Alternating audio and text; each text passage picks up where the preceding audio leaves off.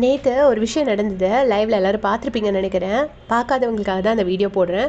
பார்வதி வந்து துணி மடிச்சு வச்சுட்ருப்பாங்க. அப்போ வந்து சபரி வந்து பெட்டில் அவர் படுத்துட்ருப்பாரு. அப்போ பார்வதி வந்து சபரி கிட்ட கேட்பாங்க, if someone wants to give you that அன்பு, please be ready to receive it அப்படின்னு சொல்லுவாங்க. அதாவது யாராச்சும் அன்பு உனக்கு கொடுக்க ரெடியாக இருந்தாங்கன்னா நீ அதை வாங்கிக்கிறதுக்கு ரெடியாக இருக்கணும் அப்படிங்கிற மாதிரி சொல்லுவாங்க.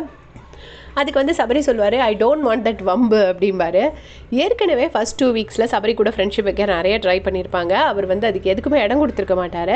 கடைசியாக தான் அவங்களோட ஃப்ரெண்ட்ஷிப் வாட்டர்மெலன் திவாகர் கூட ஃபஸ்ட் வீக்கே ஃப்ரெண்டாக தான் இருப்பாங்க. அதுக்கப்புறமா கமருதன், அதுக்கப்புறம் எகெயின் இடையில வந்து வாட்டர்மெலன் கூட சண்டை, திருப்பி வாட்டர்மெலன் கூட பச்சம், இப்போ எகெயின் நெக்ஸ்ட் வீக் வந்து ஷுவராக கமருதன் தான்.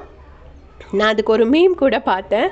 பயங்கரமாக கமருதனை தூக்கி நீ வாட்டர்மெலனை தூக்கி குப்பையில் போடு, கமருதன் மேலே காலை போடுங்கிற மாதிரி ஒரு மீம் கூட பார்த்தேன் இன்ஸ்டாவில். செம்ம ஃபன்னியாக இருந்துச்சு அதை பார்க்குறதுக்கு. ஸோ இவங்க வந்து இப்படி சொல்லும்போது சபரி வந்து அதுக்கு ஓகே சொல்லியிருக்க மாட்டார். உடனே அசிங்கப்பட்ட ஆட்டோக்காரங்கிற மாதிரி அப்படியே சைலண்ட்டாக விட்டுருப்பாங்க.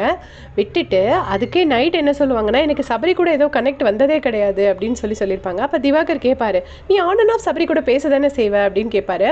அதுக்கு வந்துட்டு பாரு சொல்லியிருப்பாங்க, இல்லை நான் ஆன் அண்ட் ஆஃப் பேசுறது இல்லை, அவங்ககிட்ட எந்த டீப் கான்வர்சேஷனும் வைக்கணும்னு எனக்கு தோணுதே கிடையாது அப்படின்னு சொல்லியிருப்பாங்க.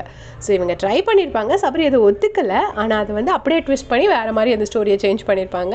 எத்தனை பேர் பார்த்தீங்கன்னா மறக்காம கமெண்ட் செக்ஷனில் சொல்லிட்டு போங்க. தேங்க்ஸ் ஃபார் வாட்சிங்.